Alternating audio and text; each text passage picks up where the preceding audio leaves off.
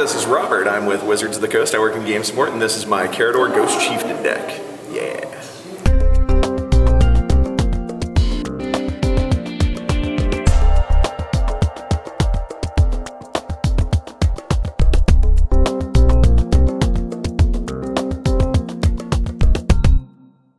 So here we have my Karador Ghost Chieftain deck. One of my favorite parts about him is that his cost reduction keeps getting eaten into with the, you know, when you have to replay him from the command zone, his static ability does help to keep him to be able to be replayable.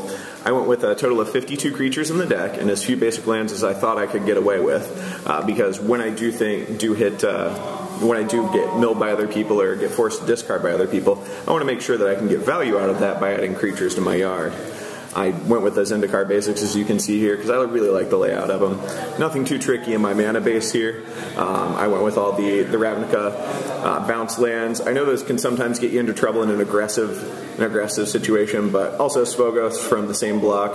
You know, if you're going to get some value out of your yard, that's a good way to do it. Tower of the Magistrate. So Masks may be a maligned set, but I really like the ability to pop stuff off. And, you know, if somebody happens to be playing Kemba, you can always get them in trouble by getting rid of their stuff. Myron's a great way to keep yourself alive, since you don't mind your creatures going back to the graveyard. Maze of Ith, of course, I highly recommend picking one up. It's a great way to go with any commander deck. Bojuka Bog keeps people's yards out of the equation for you. There's no reason they should have fun just because you're having fun. Then one fetch land. I should probably go up to at least one more here, just to help thin out the deck and get out those basics. Terramorphic Expanse, because I'm not really sure why that's still in there. I managed to get the duals that I needed from Innistrad, and I really like the new enemy color dual lands that we've put in there. We do have the filter lands. I do have a lot of high color commitments on my creatures, so it's important to have a way to cast those out there. Did manage to pick up a couple other nice pieces for the mana base there, but it does go to show you don't really need to invest too terribly much in your duels in order to have a playable commander deck. Command Tower, also one of my favorites. Dryad Arbor I find is good for hitting with my Green Sun Zenith, as well as if somebody does happen to wrath it off the table, I'm okay with having another creature in my yard because it's effectively made my commander cheaper anyway. This is a Lurking Predators. If you don't recognize the squigglies on there from I believe it's Japanese, I find that with running 52 creature deck, it means I have a better than 50% chance to be able to hit a creature off the top when my opponents cast a spell. So I highly recommend this in any Karador deck. Greater good, having a sack outlet and instant speed. If somebody does manage to try and exile one of your guys, you can instead place it in the yard and get a bunch of value out of it by being able to discard those 3 cards. And of course, always make sure you're discarding creatures. Pernicious Deed is a good pickup.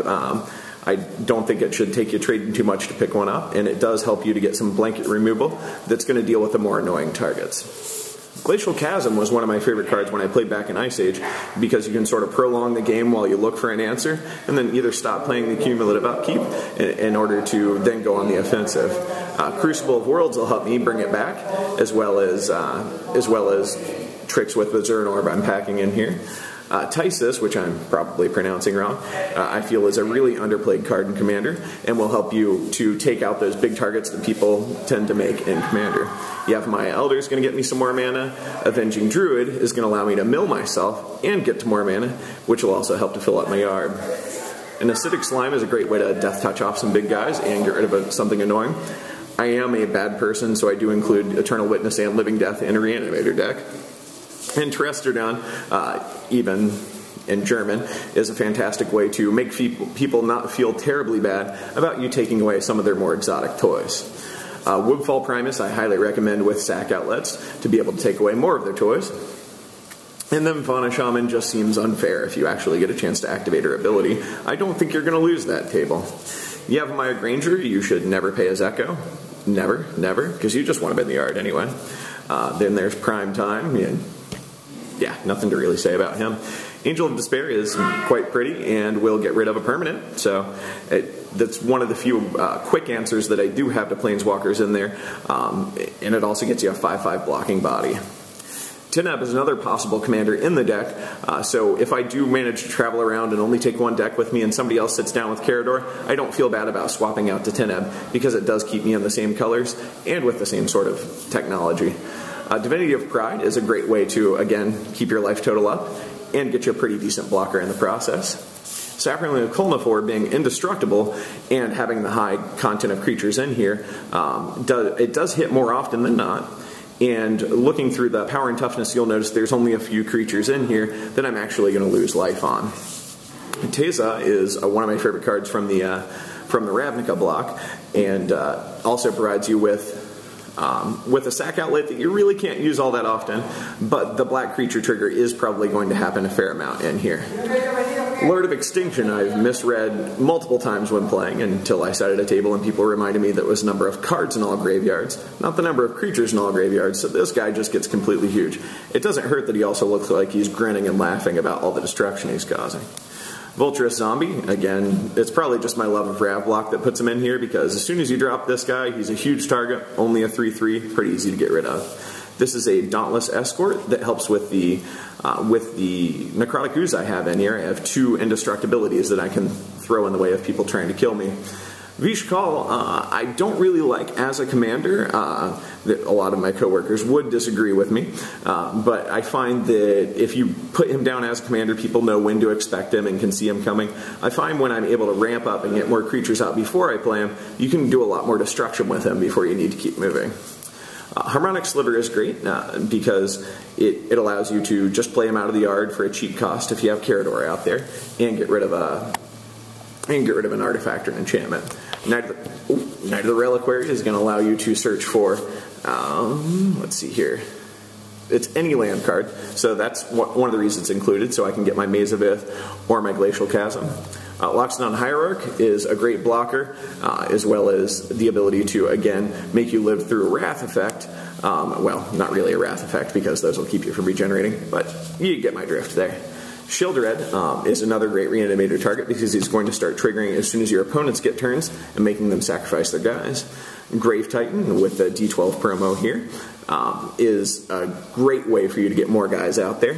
Phyrexian Plague Lord, I do enjoy my miscuts, as you'll notice here. He has a great sack outlet that's awesome to have on the table. Again, Necrotic Ooze can borrow either one of his abilities. And this is the Spike Weaver from the Beatdown box set. That's why he has the white border on him. You know, reusable fog effects is a great way to keep yourself in the game. Duplicant will exile those pesky guys and give you maybe a big blocker if you manage to land an Eldrazi. Karmic Guide is just completely unfair with your general. I don't think we need to think about that too much. Yosei is a great way for you to finish the game by keeping somebody tapped out. I don't like to overplay my hand and let people know that I have the ability to, say, put him out there and recur him repeatedly until I'm ready to finish the game. Twilight Shepherd is one of the few cards I thought repeatedly about cutting because I really don't want stuff back in my hand, but a reusable flying vigilance blocker with persist, it's sometimes too good to pass up. Achroma is Achroma. Fallen Angel, I do like the older art, but it's from the Command box set, which is one of my favorites. So I use that version of it. Again, sack outlets are awesome. A lot of games I've actually won by playing Massacre Worm multiple times in a turn. Once you get enough mana out, you can cause a lot of destruction and a lot of life loss with that guy. I hear that Demonic Tutor is good, especially when it's attached to a 6/6 flyer. Skithrix will help you win those pesky games when your opponents just decide to gain 100 plus life. I'm talking to you, Charles. Ink Eyes is foil, and that's probably why he's in here. There's really not much of another reason. It's very difficult to connect with him, but the ninjutsu ability is one of my favorites, so he's included. I like the Ends version here just because it's a Mirrodin stable, but the new art is probably better. Wormcoil Engine, great life gain, and once he's in the yard, you still have blockers.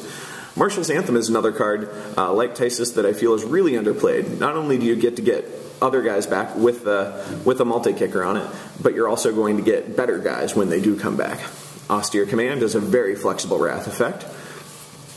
I like to keep any hand where I start with at least 1 green mana and Golgari Grave Troll. If I don't get a mana on my initial draw, I can always just throw them in my yard and start milling myself immediately.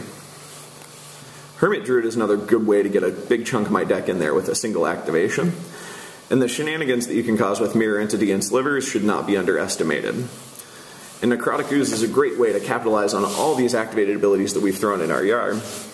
And Necrotic Sliver, of course, being able to get rid of just any permanent is fantastic. This is one of my foil tops I have left. I picked up a couple of them and then traded them for more Commander staples.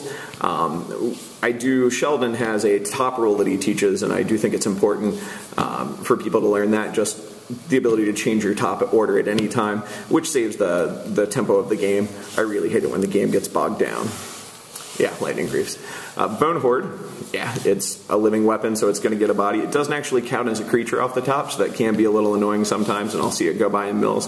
But when you do get it out there, it can be, you know, it'll at least draw a piece of removal that'll keep people off of your Soul Ring. Soul Ring. Zoran Orb, I enjoyed the Ice Age artwork for that. And then, of course, the Debtor's Knell. Not likely to stay on the table when people see you're playing a Karador deck, but it's worth, you know, aiming for the fences and trying. Fracturing Gust is great if you happen to run up against a Karn or a Bosch or anything else tricky that's going to run a lot of artifacts, and you can't underestimate the value of life gain. Green Sun Zenith can, of course, grab the Dryad Arbor or your Prime Time. It really depends on where you are in the game, and just the flexibility of it can't be underestimated. Momentous Fall is a great way, of course, to keep you in the game by gaining you life and getting you so many cards, and again, overstacking your hand. The reason I don't run a Reliquary Teller in here is because I want that ability to be able to discard at the end of my turn. Demonic Tutor, another great value to pick up for any black commander deck.